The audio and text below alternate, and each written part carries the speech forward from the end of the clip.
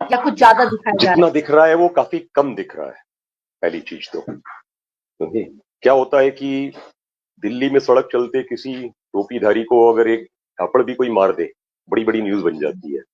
और मार पिटाई तो कोई न्यूज ही नहीं है बंगाल में। अभी जो मुर्शिदाबाद में हुआ, उससे कुछ दिन पहले जब बिल आने वाला था, वक्त बिल, उसके पहले मालदा में हिंसा हो गई थी।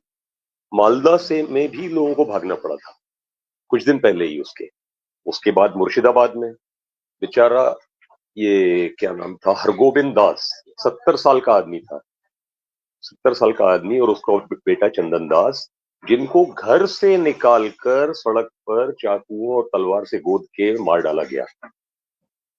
देखिए, और भीड़ की पूरी भीड़ दंगाइयों की, और अरेस्ट कितने हुए, वो भी इतना सब प्रेशर आने के बाद में, एनसीडब्ल्यू चीफ के आने के बाद, सिर्फ 4 लोग, सिर्फ 4 दंगाई अरेस्ट किए गए। देखिए, और ये कर किस लिए रहे हैं? क्योंकि बात सिर्फ वक्फ की। देखिए, बंगाल में वक्फ की 80,480 प्रॉपर्टीज है, 80,480 जो उनके हाथ में है, और मैक्सिमम इलीगल है। ओके। और जितनी प्रॉपर्टीज दिख रही हैं, उसके अलावा इंक्रोचमेंट भी भयानक है, मतलब वो शायद डबल होंगी। क्योंकि अगर एक प्रॉपर्टी 1 एकड़ की दिख रही है तो उसमें 1 एकड़ और इंक्रोचमेंट होगा, तो डबल प्रॉपर्टीज उनके पास होंगी। और उनको डर है कि ये चला जाएगा तो क्या होगा, तो इसलिए वो मुर्शिदाबाद को खाली करवाने में लग गए। उन्होंने बोला पूरा ही वक्फ का बना डालेंगे, है। पूरा मुर्शिदाबाद ही वक्फ का बना देंगे, अच्छा। आधा मालदा वक्फ का बना देंगे। बोलेंगे जब कोई रहेगा ही नहीं हिंदू, तो फिर क्या कर लेगी सरकार? बंगाल का ये हाल तो बहुत खराब बहुत, है। देखिए आप क्योंकि वहां से आते हैं और आप वहां जमीनी तौर पे काम करते हैं, इसलिए आप ये जमीनी बात बता पा रहे हैं। क्योंकि ये जो थॉट है कि पूरा खाली कर देंगे, आधा खाली कर देंगे, तो ये जो थॉट है ये वहां का लोकल ही बता सकता है। और एग्जैक्टली ये जो टीवी में भी नहीं आया है, ये शब्द जो आपने बोले, ये तो बड़ा डीप थॉट है। इसका मतलब ये अनपढ़ बहुत चालू है, ये जाहिल जो है ये बहुत चालू हैं। अच्छा शिशिर भैया भाई, मैं आपसे कहना चाहूंगी, क्या आप अपना हॉरिजॉन्टल मोड पे अपना मोबाइल रख सकते हैं ऐसे सीधा, ऐसे लिटा ओके। के? हाँ हाँ, ये लिटा के जब रख देते हैं, हाँ ऐसे, हाँ चेहरा आ जाता है जी। जी जी जी। अभी अब ठीक है। ठीक है। हाँ जी जी ठीक है। ओके। तो मतलब, तो देखिए, इस ये बातें कैसे खुल के आई सामने कि ऐसा खाली करवाना चाहते हैं मुर्शिदाबाद वगैरह? खुल के बोल ही रहे थे वो तो, अच्छा। खुल के बोल ही रहे थे। और उन्होंने तो सोचा था लोग लौट के आएंगे नहीं। जब सीएपीएफ सेंट्रल फोर्सेज आई हैं, तो उसके हाँ। बाद कुछ लोग रिटर्न होना शुरू हुए हैं, कुछ लोग, वो भी। अच्छा। अभी भी ज्यादातर लोग जो भागे थे वो भागे हुए हैं। और इसकी जो हिस्ट्री है वो तो अंग्रेजों के जमाने से है। अंग्रेजों के जमाने में जो वक्फ कानून था 1913 में, आई थिंक 1913 में, तब जो मुसलमान वक्फ वैलिडेटिंग एक्ट बनाया गया था उस टाइम पर। लेकिन वो किस लिए था, पहले बात को समझने की जरूरत है। वो इसलिए था कि ये लोग खुद अपने गरीबों को दान करने के लिए अपनी प्रॉपर्टीज को दान करेंगे, मींस हम्म। चैरिटेबल यूज के लिए। लेकिन उस समय कंडीशन ऐसी खराब नहीं थी अंग्रेजों के टाइम में। फिर 1954 में, हमारी स्वतंत्रता के बाद, स्टेट वक्फ बोर्ड बना दिए गए जगह जगह, स्टेट वक्फ बोर्ड। जैसे हम्म। इसको इस तरीके से भी लीजिए कि जैसे एमपी में जबलपुर अगर राजधानी बनने वाला था, फॉर एग्जाम्पल मैं बता रहा हूं, लेकिन भोपाल को क्यों बनाया गया था? क्योंकि उस समय भोपाल में मुसलमान ज्यादा थे, जयपुर में मुसलमान ज्यादा थे, लखनऊ में मुसलमान ज्यादा थे। इस तरीके से कैपिटल्स बनाई गई। तो जो हमारी शुरुआत हुई वो बड़ी खराब हुई। ओके। अब आपको इसमें एक और चीज मैं जोड़ता हूं। आपको तो मालूम ही होगा, ये हमारे देश के पहले शिक्षा मंत्री कौन थे? मौलाना हम्म। अबुल कलाम अब्दुल आजाद। कलाम। जी हाँ।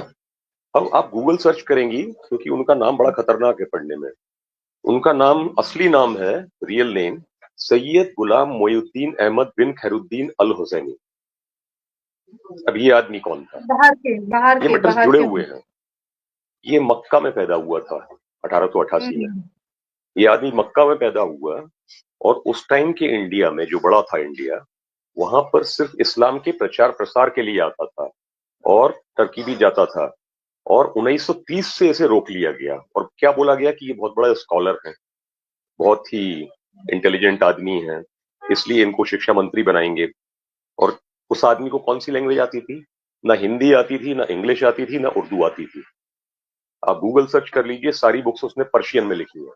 और ऐसा गंदा आदमी 11 साल हमारा शिक्षा मंत्री रहा और उसके कारण इस वक्फ बोर्ड को भी बढ़ावा मिला, जो स्टेट वाइड उसी के रहते रहते 1954 में स्टेट के वक्फ बोर्ड बने। उसके बाद 1964 में सेंट्रल वक्फ काउंसिल बना दी गई।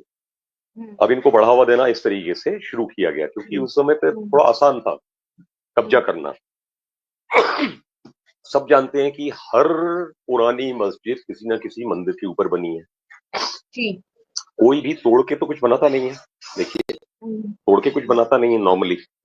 और जमीन की तो कोई कमी नहीं थी भारत में पुराने जमाने से, तो हर पुरानी मस्जिद मंदिर तोड़ के क्यों बनी और वही वक्फ की प्रॉपर्टीज हो गई। तो ये तो हिस्ट्री है, कोई नई चीज नहीं हो रही है ये। हाँ, बिल्कुल बिल्कुल ये बिल्कुल। हिस्ट्री है। में इन्होंने बना दिया, यही सोनिया माइनो ने, वक्फ ट्राइब्यूनल्स। वक्फ ट्राइब्यूनल्स जो बने, तो जो स्टेट के वक्फ बोर्ड थे उनको सिविल कोर्ट के पावर्स दे दिए गए डिसीजन लेने के लिए। कोई भी मैटर होता था तो वो नॉर्मल कोर्ट्स में नहीं जाते थे वो मैटर। जब उन्होंने हिंदू किसी की भी, या हम तो सभी को हिंदू मानते हैं, बुद्धिस्ट हो, जैन हो, वटेवर, तो इनकी प्रॉपर्टीज जब कैप्चर कर ली जाती थी तो उसके लिए लड़ने उन्हीं के वक्फ ट्राइब्यूनल में जाना होता है। वहां तो कोई जीत ही नहीं सकता। ये लोग तो अंधा कानून चलाते हैं। और ये इंटरनेशनल है ये नेटवर्क, कोई सिर्फ ये बंगाल इंडिया का नहीं है, सब कुछ जुड़ा हुआ है। अभी आप आज न्यूज में देख रहा हूं कि यमन वाले बोल रहे हैं कि अमेरिका को रोको, मिसाइल मार रहा है। और वो इतने साल से अभी मिसाइल जो मारे जा रहे हैं शिप्स पे, वो कुछ नहीं है, वो बुरा कर रहा है। सेम इजराइल में हो रहा है, सेम चीज। और ये ममता बनर्जी ने बंगाल में खुद इन चीजों को इतना बढ़ावा दे रखा है, उसके ही द्वारा, जैसे चेतन भाई साहब ने भी पहले बोला, बिल्कुल उसके द्वारा ही करवाया जा रहा है ये हिंदुओं का सत्यानाश, हिंदुओं का सत्यानाश। अब वो इवन अभिषेक उसका क्यों देते हैं? क्या हिंदू, मुझे नहीं लगता हिंदू से वोट देते हैं, मुझे लगता है कि ये वोट कैप्चर करती है, कुछ करती है, वोट की धांधली। देखिए, बिल्कुल करेगी।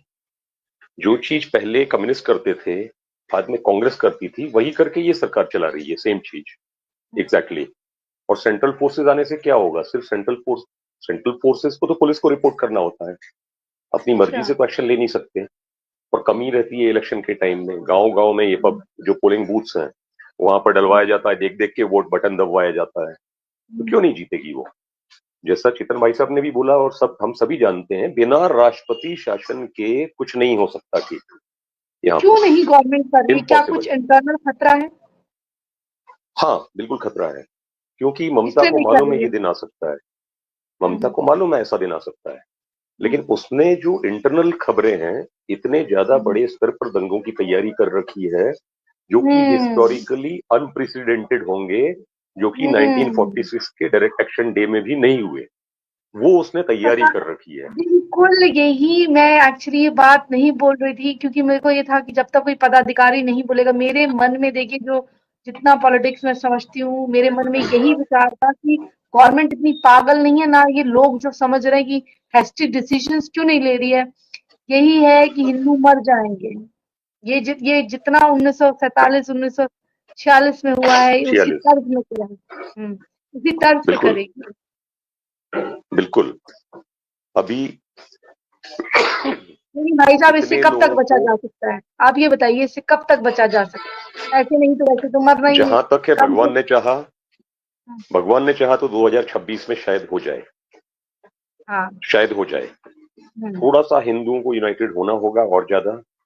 अब यहाँ पर उसने जो गरीबी मचा रखी है जिस तरीके से, आपको इसको इस तरीके से भी लेना है। जैसे अभी अब एमपी से ही भाई साहब आए हुए थे, एक भोपाल शहर है, वहां पर भोपाल में 400 इंजीनियरिंग कॉलेज है। पूरे बंगाल में 400 इंजीनियरिंग कॉलेज नहीं है। क्या 1500 हॉस्पिटल है एक भोपाल में, उतने हॉस्पिटल पूरे बंगाल में नहीं है। यादव जी तो अच्छा और काम कर पब्लिक रहे जब मार खाती है तो वो हॉस्पिटल में भी नहीं जा सकती, वहां पे भी मार खाएंगे। क्योंकि वहां पर भी घर पे वही अपनी जिहादी तीमारदारी कौम एक्टिव है। खड़े रहते हैं। हम्म, पुलिस चाहे पुलिस का सोच कुछ भी हो किसी का, लेकिन सुनना तो सरकार की ही पड़ेगी। और ये आज का नहीं है, पहले से चला आ रहा है, सिस्टम है यहाँ का बंगाल का। हमेशा हिंदू मार खाते रहे हैं, स्वतंत्रता के पहले भी और बाद में भी। और केरल, पंजाब और बंगाल, तीन जगहों का सुधरना देश हित में बहुत जरूरी हो चुका है। स्पेशली केजरीवाल, और इसमें कोई फर्क नहीं है, केजरीवाल के पास तो पुलिस नहीं थी हाथ में बिल्कुल दिल्ली में। बिल्कुल बिल्कुल बिल्कुल बिल्कुल बिल्कुल। ओके, अगर वो पुलिस होती तो वो दिखा देता। सेम तभी तो चीज दोनों पंजाब तभी में, तो दोनों पंजाब में तभी तो खालिस्तानियों दोनों को बढ़ावा मिल रहा है। बिल्कुल, यस, तभी तो दोनों एक दूसरे का सपोर्ट करते थे। और शक्लें भी आप यस। देखिए, जो इस तरह के काम करते हैं, कुछ एक होता है, छवि भी बन जाती है, आ जाता है वो चेहरे पे वो मानचित्र आ जाता है। बिल्कुल, बिल्कुल। और मैं अभी तो अभी हिंदुओं इकोनॉमिक्स की के, तरफ जी, अभी हिंदुओं का क्या मानना है इसको लेकर? क्या हिंदू अभी भी कुछ इसके पक्ष में है कि मतलब, या फिर उनको लग रहा है, क्योंकि हिंदू मुझे लगता है कि ऐसी सैडिस्ट कौम हो चुकी है जब जिसको प्रताड़ना देने वाले को वो पसंद करने लग जाते हैं। जैसे कभी-कभी आपको कोई बहुत मारता है ना, तो उसे अपना स्वामी मान लेते हैं। तो वो भी एक सिंड्रोम होता है गुलामी का। यहाँ पे मानसिकता ही गुलामी की है। सुभाष चंद्र बोस भी हैं और गुलाम भी हैं, दोनों हैं हुँ, बेसिकली। अब क्या होता है, पलटवार की जहां तक बात आती है ना, तो अगर जब हिंदू पलटवार, ऐसा नहीं है कि बिल्कुल नहीं करता है, लेकिन उसके बाद जो पुलिस के सपोर्ट से ये लोग मारते हैं, और जाता तो जेल हिंदू ही थे उस टाइम, तो हिंदुओं को किसी को नहीं छोड़ा जाता है पकड़ पकड़ के। पलटवार कम होता है, लेकिन ज्यादा अटैक्स ओवरऑल शुरुआत भी उन्हीं की तरफ से होती है, और मारे भी हमेशा हिंदू जाते हैं हर बार। हुँ, पिछली बार इलेक्शन हुआ जो 21 में, तब भी हिंदू हुँ, मारे गए। हुँ, उसके इलेक्शन के रिजल्ट के बाद बहुत मारे गए। हुँ, कितने लोगों को तो हमने छिपा के रखा था यहाँ पर, इवन हुँ, सिक्किम में लाके हुँ, भी हमने छिपा के रखा था कई लोगों को, कई दिन तक। हुँ, मंदिर में घुस के पुजारियों तक को मार दिया। हाँ, हाँ, मेरी सोचिए, घटनाओं की नकल जी, मालदा बहुत में दुःख हिंदू हुँ, मंदिर मंदिर और चर्च दोनों में घुस के आग लगाई गई थी। चर्च को भी कर रहे हैं? हाँ, मालदा में किया गया था। अच्छा, हाँ, तो बुरे हाल है। दुख होता है।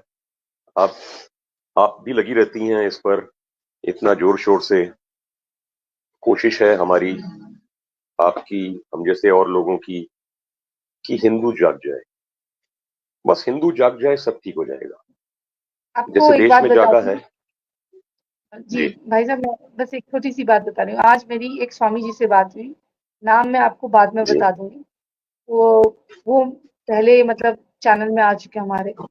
वो वहाँ पर हरे कृष्णा मिशन वगैरह से भी जुड़े थे, और दूसरा हिंदू सनातन धर्म का प्रचार-प्रसार करते थे, अपने सनातनियों को जागरूक करते थे।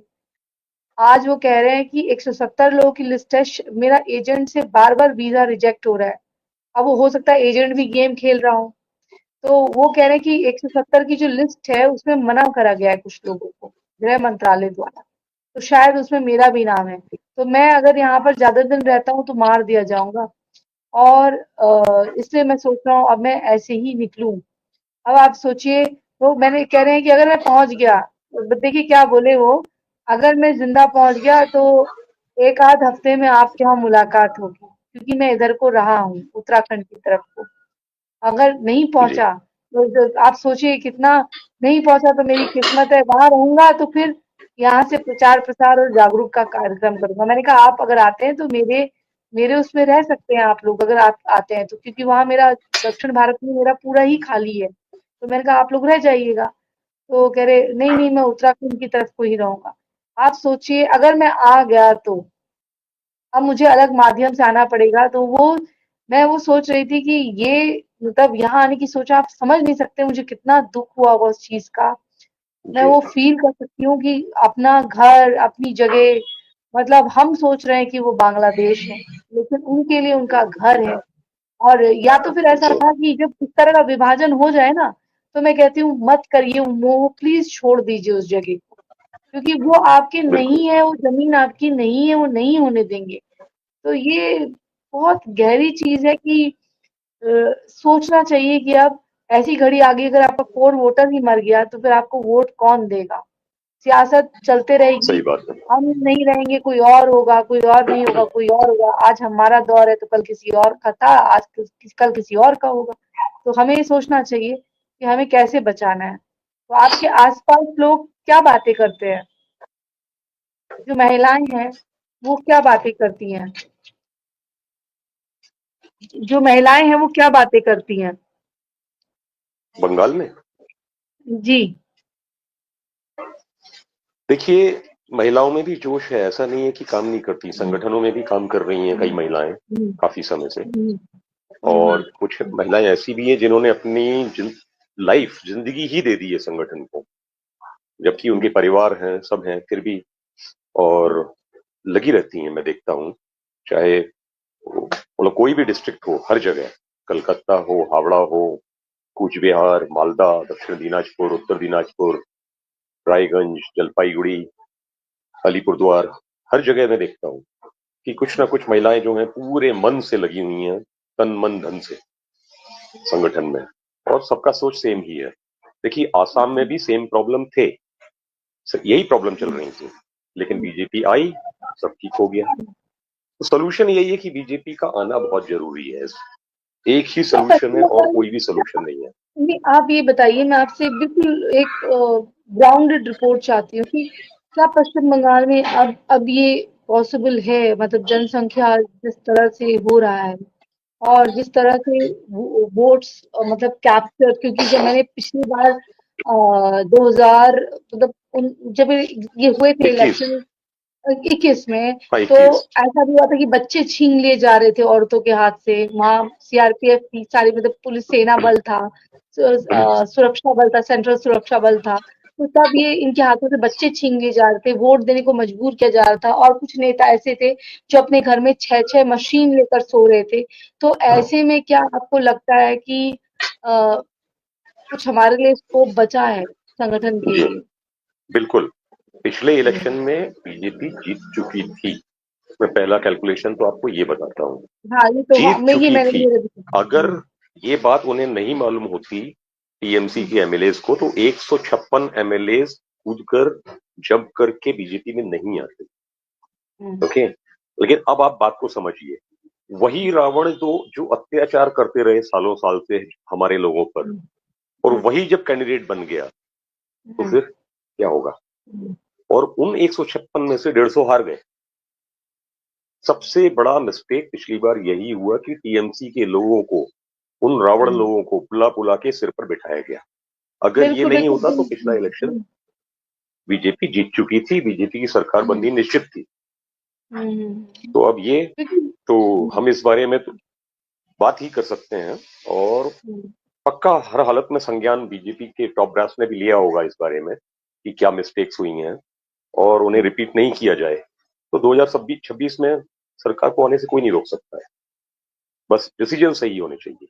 शुभेंदु दा कैसा काम कर रहे हैं? मैं उनके ग्रुप से जुड़ी हुई हूँ, शुभेंदु अधिकारी के, तो जी ठीक जी। काम कर रहे हैं शुभेंदु दा के। जी हाँ, हुँ, बिल्कुल बिल्कुल, रियली लगे रहते हैं। और हाँ, बहुत अच्छे सीनियर कार्यकर्ता हैं, और काम अच्छा है, उनका नाम भी अच्छा है। जी हाँ। जी। तो और आप मेरे लोगों का पास भी कहने के कुछ, लिए और कुछ खास नहीं है अभी, मैं लेकिन आपकी एक चीज मजबूरी फिर भी बताना समझती हूँ। चाहता हूँ। हुँ, एक चीज बताना चाहता हुँ, हूँ कि हुँ, सबसे ज्यादा हिंसा यहीं क्यों भड़की वक्फ हुँ, एक्ट पास होने के बाद? हुँ, क्योंकि क्योंकि 80,840 प्रॉपर्टीज हैं, हुँ, मैंने बताया वक्फ की, हुँ, दिखाने के लिए। Okay, all over India 8.72 lakhs 8.72 lakhs properties हैं। रियली, इन रियलिटी हुँ, तो ज्यादा होंगी इनको हुँ, मिला के। हाँ, उनमें से हाँ, हाँ। सिर्फ 9,269 रजिस्टर्ड हैं, जिनके डॉक्यूमेंट्स हुँ, अपलोडेड हैं वो वक्फ के उसमें। और बंगाल में जो 80,480 प्रॉपर्टीज है, उसमें 480 के भी अपलोडेड नहीं है, मुश्किल 300 से मार के कुछ नीचे भगा है। दिया था वैसी, जैसे दूसरा, तो एमएलए को लटका दिया था फांसी पे घर के जी हाँ, बाहर। यस, आपको याद होगा जब जी हाँ, घटनाएं हो रही थी यस, उसमें की 21 में, बिल्कुल, 2021 में। तो वही वही कर दिया जी होगा, हाँ, जी हाँ, अब आधों को मार के जी फेंक हाँ, देना, जला देना।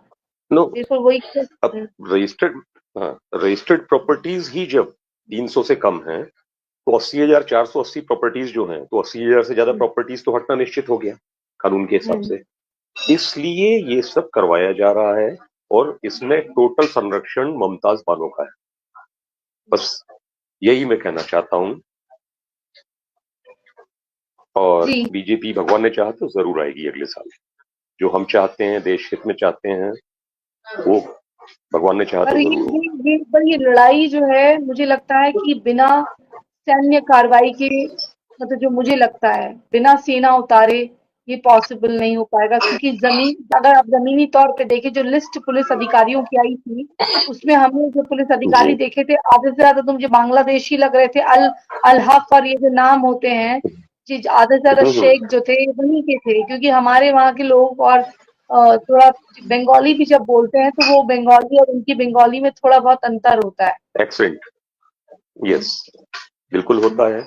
और उन्हें पढ़ने लिखने की जरूरत तो है नहीं, मदरसे से पढ़ हम्म, के आए, यहाँ सारे पेपर बन गए, पहले से होता आ रहा है, हम्म, सीधे नौकरियां लग गई। और बांग्लादेश से जो पहले आए थे नेता, उन लोगों ने भी कई लोगों की नौकरियां लगवाई, तो वो चलता ही आ रहा है। इसके लिए राष्ट्रपति शासन अगर लग गया तो बीजेपी हर हालत में जीतेगी। नहीं तो फोर्सेस को थोड़ा एक्स्ट्रा पावर्स देके किसी तरीके से ग्राउंड लेवल पे, गांव गांव में उतारना होगा।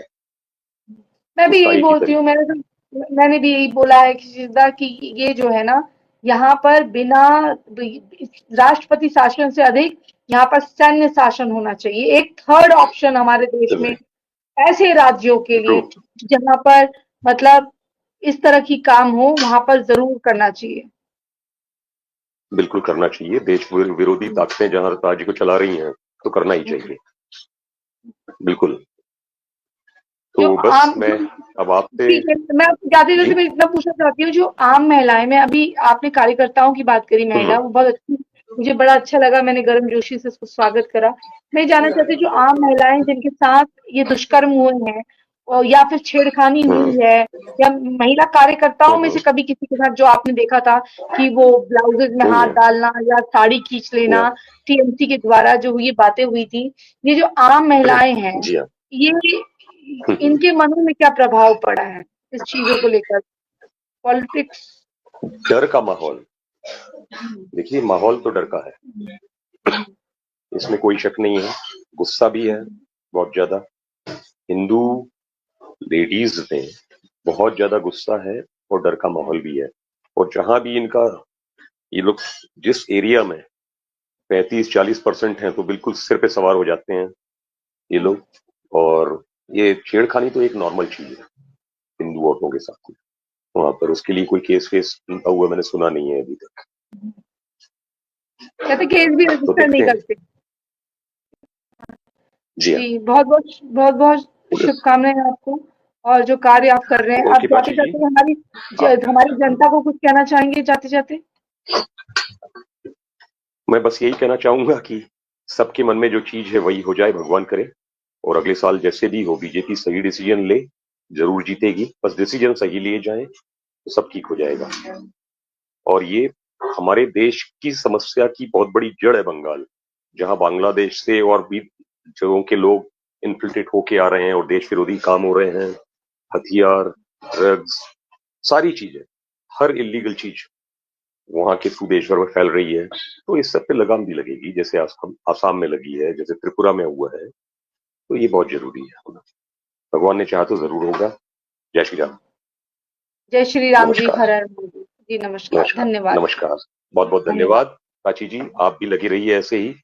आपको भी बहुत बहुत और मैं शुभकामनाएं। आशा करती हूँ कि आप दोबारा भी आएंगे जब हम आपको बुलाएंगे। जय श्री राम। जी, जी, दोबारा भी जब हम आपकी आपको आवाज ब्रेक बुलाएंगे हुई। तो निश्चित, मैंने बोला जब कोई विषय होगा इस प्रकार का, जब कोई घटना जी होगी, जी जी। भगवान ना करे कोई बुरी घटना हो, मैं ये नहीं चाहूंगी कि कोई बुरी घटना हो और जी आप हाँ। आए, मैं चाहूंगी कुछ अच्छा हो, आप नहीं, खिलखिलाते चेहरे के जी साथ हाँ। आए। और मैं ये नहीं, चाहूंगी बिल्कुल। कोई, हाँ, कोई नाथुराम गॉड से उधर भी जन्म ले, कुछ अच्छा हो जाए, जी। ये औरत निपट जाए, मतलब और बस। हम हमारे तो मन में इकोनॉमी अच्छी हो जाए, और इकोनॉमी तभी अच्छी होगी हम्म, बंगाल की। जी नहीं, जी। ठीक है जी। हर हर धन्यवाद। जय नमस्कार। जय सभी को माता दी। नमस्कार।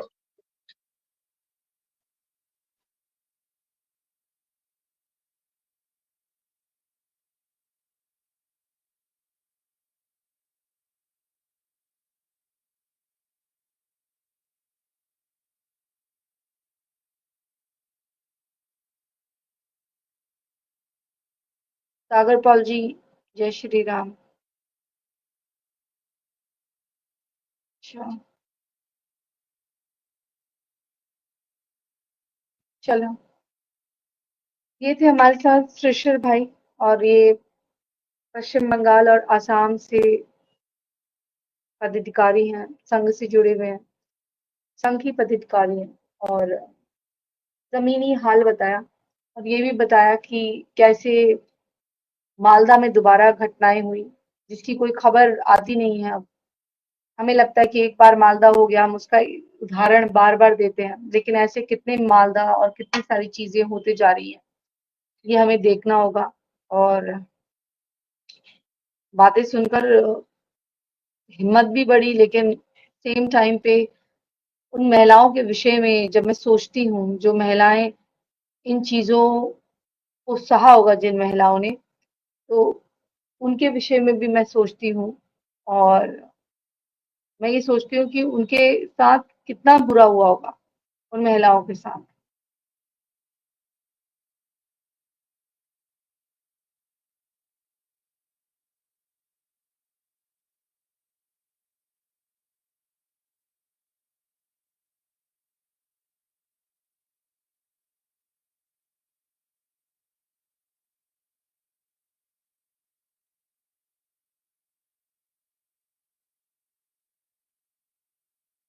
जो भी बात कर रहा है वो यही बात कर रहा है कि कोई महिला किसी अन्य महिला के साथ, या कोई पार्टी की मुखिया या किसी प्रदेश की मुखिया एक महिला होते हुए इतना गलत को शय कैसे दे सकती है, ये अपने आप में हैरानी वाली बात है। मतलब ममता बनर्जी ने क्या सोच के रखा है, ये ऊपर वाला जाने। जितने दिन जितने दिन आप हैं, पता नहीं आपके कितने दिन शेष हैं, लेकिन अति की इति अच्छी नहीं होती, ये इतिहास गवाह है। इना कहते ना, इनफ इज इनफ। वही वही काम पश्चिम बंगाल में हो रहा है। अगर हम केरला देखते हैं, उसका भी यही हाल है। कुछ चीजों की इति हो रही है, और मुझे लगता है जिस प्रकार से मुझे केजरीवाल का लगता था ना कि कब ये आदमी खत्म होगा, कैसे ये इस पे लगाम लगेगी, पर केजरीवाल तो फिर भी बैठ गया। अब जो वो षड्यंत्र रच रहा, वो अलग बात है, लेकिन अब ममता बनर्जी अगर सत्ता से बाहर होती है, तो ये शांत होकर बैठने वाली महिला नहीं, ये अपने अंत को पाएगी, तभी ये शांत होकर बैठेगी। और जैसा कि चैतन्य सिंह राजपूत जी कह रहे थे, इतनी सारी महिलाओं की, बच्चों की बददुआ लगेगी। अगर हम ये कहें, इसमें अतिशयोक्ति नहीं होगी कि ऐसा नहीं होगा, ऐसा होगा। और क्योंकि हमारा भारत जो है भावनाओं से चलता है, और हम बहुत ज्यादा ईश्वर में विश्वास रखते हैं, और हमें लगता है कि एक कानून ऊपर वाले का भी है, जो नेचुरल जस्टिस का कानून है, वो काम करता है। कई लोगों को लगेगा ये प्रैक्टिकल बात नहीं है, लेकिन ऐसा होता है कि हम बहुत ज्यादा बुरा करते रहें, हमारा अच्छा कैसे हो सकता है। तो ममता बनर्जी अगर बहुत ज्यादा बुरा कर रही हैं, और इन लोगों को शय दे रही हैं, हिंदू लोगों का कत्लेआम करा रही हैं, तो उनके साथ ज्यादा अच्छा ज्यादा दिन तक नहीं हो सकता। ये आप लिख के ले लीजिए। केजरीवाल को भी लगता था मेरा कोई कुछ नहीं बिगाड़ सकता, और आज देखिए केजरीवाल कहाँ है, कहीं नहीं। दिल्ली में भी कोर वोटर्स का यही हाल था, लेकिन कोर वोटर्स ने भी समझा, और पुलिस जो थी वो सेंट्रल के कंट्रोल में थी, आई मीन गृह मंत्रालय आई थिंक उसके। और यहाँ जो पुलिस है ममता बनर्जी के पास है, और जो पुलिस वाले हैं वो ज्यादातर मदरसा पास है, अगर आप देख रहे हैं। और अगर आपने पिछले बार की 2021 की रिपोर्ट जब देखी थी, जो पुलिस अधिकारी चयनित हुए थे उसमें एक सिंगल हिंदू का नाम था, बाकी सारे मुसलमान थे। जिस प्रकार से खबरें आ रही थी उस समय की तत्कालीन सरकार जो राजस्थान में थी, और राजस्थान की सरकार ने जिस तरह से जितने प्रधानमंत्री आवास के घर थे वो सब मुसलमानों को बांटे थे, ठीक उसी प्रकार से पश्चिम बंगाल में जब नौकरियां बंटी, तो ममता बनर्जी ने, जो कि 2001 में चिल्ला चिल्ला के इन रोहिंग्या घुसपैठियों को निकालने की बात करती थी, वही ममता बनर्जी ने इन रोहिंग्याओं को अपने वहां नौकरी में रखा। जब आपके पुलिस अधिकारी इसी प्रकार की जिहादी मानसिकता के होंगे, जो रील बनाते हैं और कहते हैं कि मैं रहूं ना रहूं, मेरा इस्लाम रहेगा, मेरे एक हाथ में कुरान रहेगा, इस तरह की बात करते हैं, तो आप सोचिए कैसे ये भारत बच सकता है, कैसे यहाँ निष्पक्ष कार्य हो सकता है। मैं ये नहीं कहती हूँ कि हर जगह का महात्मा ऐसा ही होगा, हर जगह के अधिकारी ऐसे ही होंगे, नहीं, जो अपनी शिक्षा के दम पर या चयन करके अधिकारी आए हैं दूसरे प्रदेशों में, वो अच्छा काम कर रहे हैं। वही एक पुलिस अधिकारी न्याय दिलाने का काम करता है और वही एक रक्षक का काम करता है। तो जिस राज्य में घुसपैठिया आपका सुरक्षा बल बनने का नाटक करता है, वही वहां पर आपके भक्षक होने का काम करता है। तो ये भक्षकों की भूमिका में पश्चिम बंगाल की पुलिस है और वही काम पश्चिम बंगाल में चल रहा है। चलिए, मैं आपसे इजाजत लेती हूँ। मुझे लगता है अब वो समय आ गया है, आपको जागना पड़ेगा अपने लिए और अपने समाज के लिए। एक पूर्ण जागृति करनी पड़ेगी, इसके अलावा हमारे पास कोई विकल्प नहीं है। अगर हमें जीवित रहना है, हमें अच्छे से रहना है, सम्मान के साथ रहना है, हमें अपनी महिलाओं को सुरक्षित रखना है। अगर वाकई में ये सनातन समाज ये मानता है कि महिलाएं घर की इज्जत होती हैं और उनसे एक समाज तैयार होता है, उनसे ही शिवाजी राजे छत्रपति राजे शिवाजी महाराज जैसे बच्चे पैदा होते हैं, उनसे ही अगर नेताजी सुभाष चंद्र बोस जैसे बच्चे पैदा होते हैं, समाज उस तरह का भी बन सकता है। लेकिन वही एक जिहादी की नजर जब आपकी बहू बेटी पे पड़ती है, तो ये समाज कन्वर्ट होता है। फिर आपके देश में ऐसे ऐसे घुसपैठिए, ऐसे ऐसे आतंकी पैदा होते हैं, जो आपके देश को क्या पूरे विश्व को हिलाने की साजिश रचते हैं, पूरे, और एक नकारात्मक ढंग से पूरे विश्व के खिलाफ एक साजिश रचने का दौर, लोगों को मारने के मंसूबे पाले, राष्ट्रीय संपत्ति को नुकसान पहुंचाने के मन से वो आगे निकल पड़ते हैं। न जाने कौन सा खुदा का लश्कर मानकर वो सोचते हैं कि सब चीज को निश्चित नाबूद कर दें। मैं बार बार सीए के दंगे का जिक्र इसलिए करती हूँ क्योंकि मुझे एक पढ़ा लिखा मजिस्ट्रेट या कमिश्नर आप बोलिए, जो भी लेवल पे थे, वो अधिकारी थे, उनको भीड़ में अंदर बुलाकर महिलाओं ने घेर कर मारा। जब उनकी आंखें खुली तो उनकी पत्नी उनके बगल में थी, वो अपना कोई काम भी नहीं कर पा रहे थे, कुछ तो मर गए और कुछ इस तरह से बदहवास थे कि उनको लग रहा था क्या हमने ये नौकरी इन अनपढ़ जाहिल गंवारों से मार खाने के लिए पाई है। तो ये लोग एक बहाना बनाते हैं, इनका लेना देना कुछ नहीं होता, बस देश में साजिश करना, फिर यहाँ से खुरासान का मॉड्यूल तैयार करना। ये आप जो आईसिस देखते हैं, आप ये मत सोचिए जो एक आम मुसलमान है जो ये दंगों में शामिल हो रहा है, हक की आवाज, कभी वो बुरखे की हक की आवाज कि हिजाब मेरा अधिकार है, कभी वो कि वक्फ मेरा अधिकार है, कभी ये कि हमें सब्सिडी दे दो, हमें ये कर दो, या हमारे साथ अ, हम हमारे साथ जुल्म हो रहा है। वो जुल्म ये हो रहा है कि एक एक काफिर जिंदा इसे मार दो तो हमारे साथ जुल्म होना बंद हो जाएगा, ये देश हमारे हाथों में सौंप दो, हमारा सही हो जाएगा। तो किसी चीज से हमारे देश का मुसलमान खुश होने वाला नहीं, और जो बाहरी मुसलमान है वो भी इस देश में आकर, जिसे दो कौड़ी की औकात जिसकी नहीं थी, जिसको खाने को नहीं मिलता था, वो यहाँ इस देश में भिखमंगा भिखारी आकर बांग्लादेश का खा रहा है। और जो हमारे असली, जिनका ये पेरेंट होम है, जिनका ये पैतृक होम है, पैतृक घर है, ये भारत, प्रत्येक हिंदू जो जन्म लिया है इस संसार में, उसका पैतृक निवास भारत है। तो उस हिंदू को जगह नहीं मिल रही, उस हिंदू के वीजा रिजेक्ट हो रहे हैं, और वीजा के, बिना किसी चीज के दस्तावेज बन रहे हैं, किसी असलम अल बेग के, किसी असलम अल शेख के, किसी मुहिद्दीन के, और हमारे लोग वहां मरने की कगार पर हैं, घरों में बंद हैं, बेटियों को छुपा के रखा हुआ है, 9-9 साल की, 8-8 साल की। मुझसे पूछिए क्योंकि मैं उनसे जुड़ी हूं।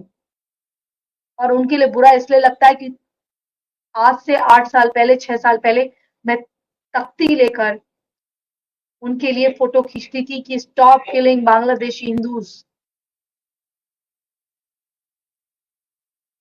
हम उस टाइम से इन बांग्लादेशी हिंदुओं से जुड़े हुए हैं, हिंदू स्ट्रगल कमिटी के टाइम से। बुरा लगता है कि उस समय भी हालात ऐसे ही थे। आपको याद होगा, कई बार टीवी में भी लोग दोहराते हैं कि एक 10 साल की, 11 साल की बच्ची के लिए जब कुछ दरिंदे आए 200-300 की भीड़ में, तो माँ को कहना पड़ा एक-एक करके मेरी बेटी मर जाए। तो ये हालात हैं। तो ये हालात वहीं नहीं बने हैं, यहाँ भी बन सकते हैं और यहाँ पश्चिम बंगाल में बने भी हैं। और बेटियां जगह-जगह से गायब भी हो रही हैं, जहाँ-जहाँ ये घुसपैठिए पड़े हैं। तो आप याद रखिएगा, आने वाली नस्लों का मुस्तकबिल यानी कि भविष्य क्या होता है, डेस्टिनी क्या होती है, ये आपको तय करना है।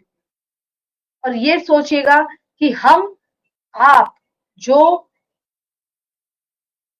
उतने बच्चे नहीं हैं, लेकिन जो हमारी जनरेशन है, जो हमारे लोग हैं, ये भी सेफ नहीं है। जो छोटे बच्चे हैं, जो छोटी बच्चियां हैं, 9 साल की, 6 साल की, 10 साल की, वो इनकी किताबों के अनुसार अनुसरण करते हुए वो भी सेफ नहीं है।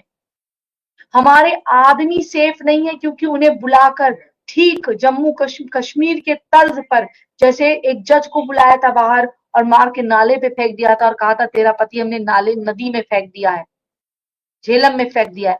ठीक उसी प्रकार से आपके आसपास रहने वालों से सतर्क रहिए। और यही पश्चिम बंगाल में हो रहा है। आदमियों को मारा जा रहा है, जैसे कि भाई साहब बता रहे थे कि मुर्शिदाबाद, आधा मुर्शिदाबाद को पूरा खाली करवाना ताकि वो वक्त पूरा वक्त में आ जाए, और मालदा को आधा खाली करवाना जिससे आधा तो मिल जाए। तो ये इस प्रकार की, आप जिनको अनपढ़ और जाहिल कहते हैं या जिनको मैं अनपढ़ जाहिल कहती हूँ, कितना दिमाग दौड़ाते हैं। आज इन नम आंखों के साथ मैं आपसे विदा ले रही हूँ और बहुत बुरा लग रहा है। मैं इतना कहूंगी, चूज योर लीडर वाइजली। मैं हमेशा एक कुछ बातें कहती हूँ और वो चीजें आगे चलती हैं। वो चीजों को मैं आगे चैनल्स में भी जाता देखती हूँ। मैं अनुसरण करवाना चाहती हूँ आपको, इन चीजों का अनुसरण भी करिए। जैसा कि मैं हमेशा कहती हूँ, चूज योर आइडल्स वाइजली, वैसे ही मैं कहती हूँ आप जिनसे आप इंस्पायर होते हैं, जिनको आप वोट देते हैं, उनको बहुत ढंग से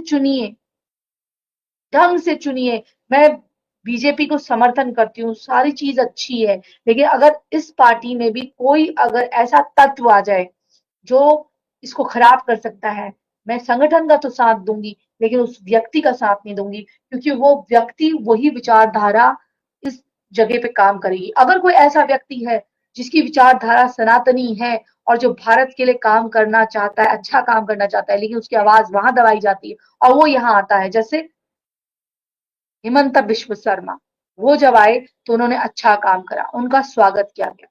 लेकिन कुछ लोग ऐसे भी आते हैं जो सिर्फ पद पाने की लालसा से आते हैं, काम करना उनका मंशा नहीं होती। तो ऐसे लोगों से हमें सावधान रहना चाहिए। लेकिन जब बात आए चुनने की, तो हमें उसी संगठन को चुनना चाहिए जो देश हित में काम कर सकता है। अभी देश हित में और कोई काम करता हुआ नजर नहीं आता, यही पार्टी नजर आती है। बट जो कार्यकर्ता होते हैं, अभी वेस्ट बंगाल के कुछ कार्यकर्ता ऐसे भी हैं जो टीएमसी से आए हैं और उनकी मानसिकता ऐसी है कि क्रेडिट हमें मिले, कोई और दूसरा अच्छा काम कर रहा है तो उसे ना मिले। तो ये मैं इस माध्यम से कहना चाहूंगी, भाई साहब ऐसी आप मानसिकता मत बनाओ। मैं उन लोगों से कह रही हूँ जो टीएमसी से आए हैं बीजेपी में, मैं उनसे कह रही हूँ कि प्लीज आप लोग ऐसी मानसिकता मत बनाओ कि कोई व्यक्ति अगर काम कर रहा है सनातन के लिए बचाने का, प्रचार प्रसार का, तो उसे वो करने दीजिए। आप अपने साथ उसे मिला लीजिए, लेकिन उसे अलग हिस्सा मत सोचिए, क्योंकि ये बच्चे रहेंगे तो आपको वोट भी मिलता रहेगा। इसी संदेश के साथ मैं प्राची अधिकारी अब आपसे विदा लेती हूँ और फिर आऊंगी कुछ अच्छे विषय को लेकर। और जितने भी लोग हमसे जुड़े रहे, क्या आप मुझे रुद्र, देखिए इसके लिए आप फॉर्मल ट्रेनिंग लीजिएगा, मैंने भी ट्रेनिंग ही ली है, तो आप भी ट्रेनिंग ही लीजिएगा। और मैं बहुत लकी रही हूँ कि मेरी फिल्म अरुकुनम में मुझे मैं मार्शल आर्ट ट्रेंड हूँ, तो मुझे उसमें नानचाक और बाकी चीजें सिखाई गई जिनका आप जिक्र कर रहे हैं, मैं बोल नहीं सकती हूँ क्योंकि वो सेंसर्ड वर्ड्स हैं। अ, ये फाइटिंग, ये सब मुझे आता है। बस घुड़सवारी मुझे थोड़ी कम आती है, लेकिन कर लेती हूँ, लेकिन मुझे अच्छा नहीं लगता, मुझे थोड़ा उससे डर है। लेकिन वो इस बार मैं थोड़ा गायब कर लूंगी। तो बाकी आप उसे सीख सकते हैं, आप किसी ट्रेंड व्यक्ति से सीखिए, मुझे आता है।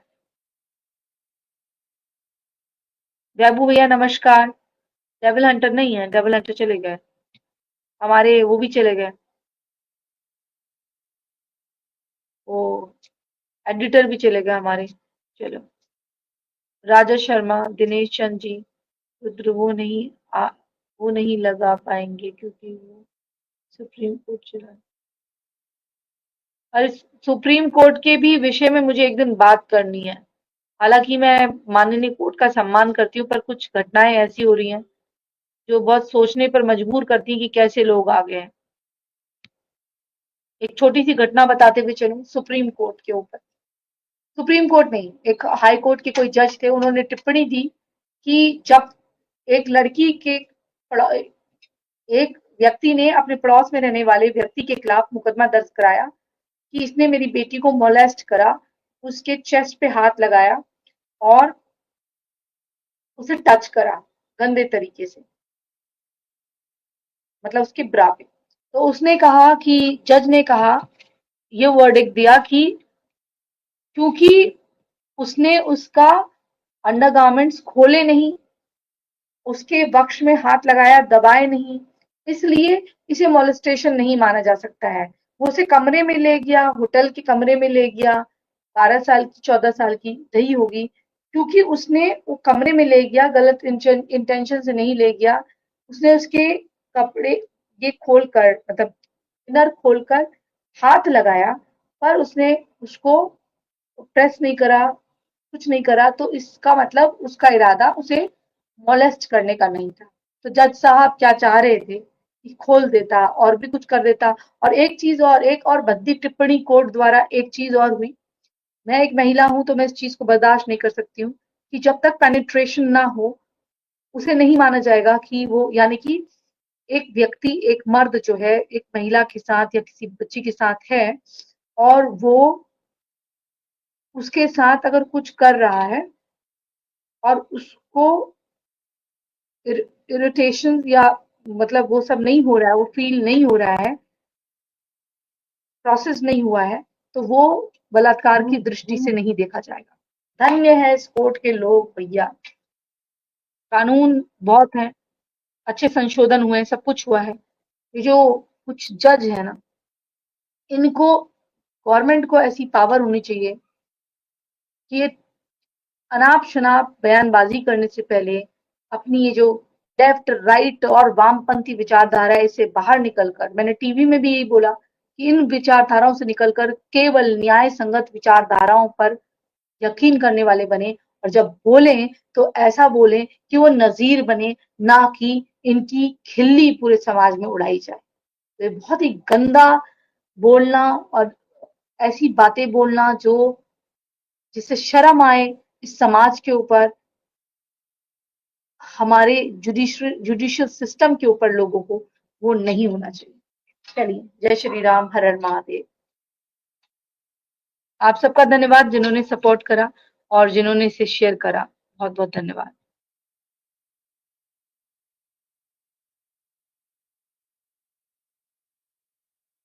जय जय भवानी, जय जय किंग जी महाराज।